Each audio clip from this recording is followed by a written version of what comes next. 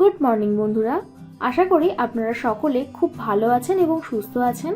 আজকে আবার একটা নতুন রেসিপির মাধ্যমে কুকস অ্যান্ড কম্প্যানিয়নে আপনাদের সবাইকে স্বাগত জানাচ্ছি।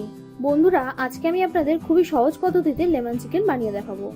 লেমন চিকেন মানে বুঝতেই পাচ্ছেন, এখানে টক ঝাল মিষ্টির সাথে লেবুর গন্ধের একটা মেলবন্ধন থাকবে। আপনারা দেখবেন লেবুর রস দেওয়ার কারণে খাবারটা অনেক সময় তিতো হয়ে যায়। তাই আজ আমি লেবুর রস ঠিক কতটা পরিমাণ আর কখন দিলে একদমই তিতো হয়ে যাবে না সেটাই আপনাদের দেখাবো।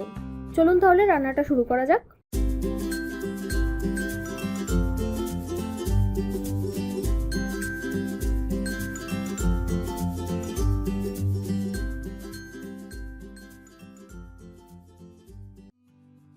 প্রথম ম্যারিনেশনে আমি 500 গ্রাম চিকেনে হাফ টিস্পুন নুন আর হাফ পাতিলেবুর রস মাখিয়ে রেখে দেবো।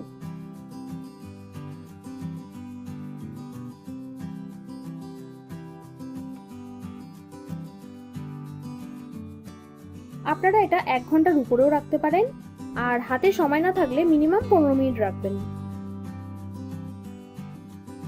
আচ্ছা, এইদিকে এবার একটা মশলা বানিয়ে নেব।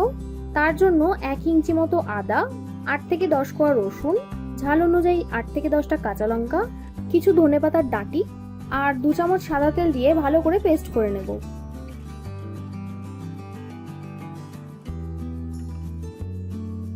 এই দেখুন, পেস্ট করা হয়ে গেছে। ঠিক এই রকম স্মুথ ভাবে পেস্ট করতে হবে। এবার এই মশলাটা 200 গ্রাম ফেটানো টক দইয়ের মধ্যে দিয়ে দিচ্ছি। তারপর দুটোকে ভালো করে মিক্স করে নেব।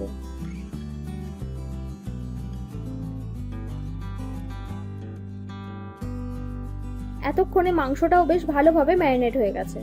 এই যে মাংস থেকে যেই জলটা বেরিয়েছে সেটা আপনারা ফেলে দেবেন।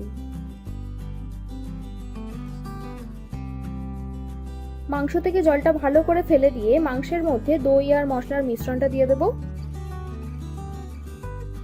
তারপর একইভাবে ভালো করে মাখিয়ে এটাকেও 10 থেকে 15 মিনিট ঢাকা দিয়ে রেখে দেব। এই সেকেন্ড ম্যারিনেশনটা কিন্তু 15 মিনিটের বেশি রাখার দরকার নেই।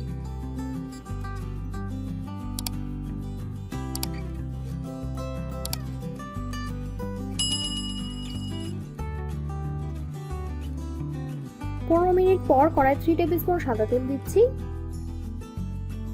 তারপর তেল গরম হলে ফোড়নে একটা তেজপাতা আর 2টো এলাচ ফাটিয়ে দিয়ে দেব।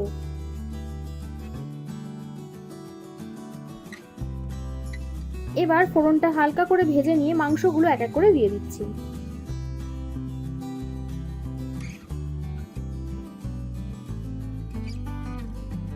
পুরো মশলা সমেত একেবারে দিয়ে দেবেন না। প্রথমে মাংসগুলো দিয়ে 30 সেকেন্ড নাড়াচাড়া করে তারপর মশলাটা দেব।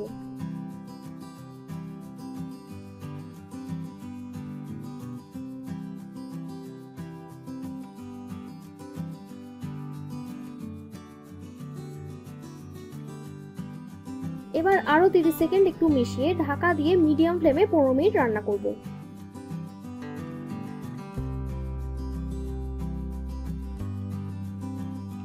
15 মিনিট পর ঢাকা খুলে দেখবেন চিকেন আর মশলা থেকে বেশ অনেকটা পরিমাণ জল ছেড়ে দিয়েছে।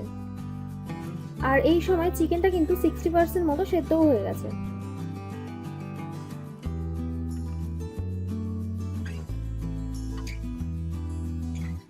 এবার এতে 1 টিস্পুন চিনি আর জাস্ট 1 পিঞ্চ মতো হলুদ গুঁড়ো দিচ্ছি কালারটা একটু ব্রাইট করার জন্য।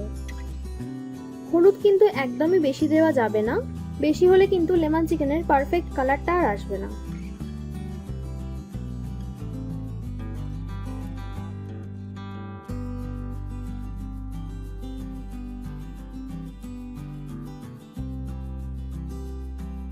আচ্ছা, এখন স্বাদ মতো নুন আর 1/3 টিস্পুন গোলমরিচ গুঁড়ো দিচ্ছি আর দিচ্ছি সামান্য একটু ধনেপাতা কুচি। লেমন চিকেন যেহেতু একটু টক টক হয় তাই কাঁচা লঙ্কার ঝালটা অনেক সময় কেটে যায়, তাই এখানে একটু গোলমরিচ গুঁড়ো দিয়েছি।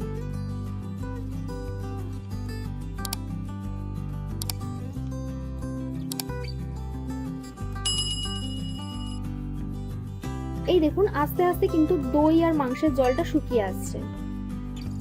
এই সময় 2টো লেবু পাতা আর সামান্য একটু জল দিয়ে ঢাকা দিয়ে 10 মিনিট রান্না করব।